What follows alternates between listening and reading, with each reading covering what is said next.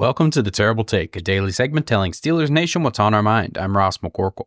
George Pickens missed the first game of his career on Sunday against the Cleveland Browns. He was a late addition to the injury report on Friday with a hamstring, and despite reports that stated he was likely to play, he ended up being inactive. Mike Tomlin said after the game that they would have had to manage his snaps and decided it's best to prevent something minor from becoming something major. Where have we heard that before? Cue the Russell Wilson calf PTSD that lasted 3 months with the same phrase uttered by Tomlin at the beginning of it. It was even more alarming when Steelers insider Jerry Dulac of the Pittsburgh Post-Gazette went on the radio on Monday morning and stated Pickens has a grade 2 hamstring issue.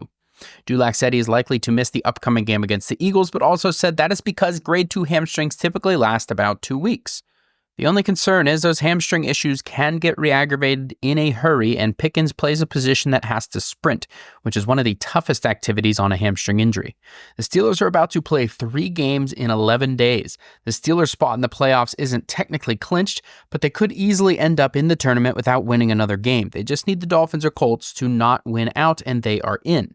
It probably makes the most sense to hold him out this week for sure and wait until the Ravens game next week to see if he can play.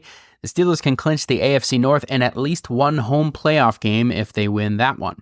If Pickens were to get hurt and it affects his availability in the playoffs, the Steelers are in a world of trouble, so best to play it safe. Be sure to follow us at SteelersDepot.com and check out episodes of The Terrible Take every day at 5 p.m. Eastern Time, and check out The Terrible Podcast with Dave Bryan and Alex Kozora every Monday, Wednesday, and Friday.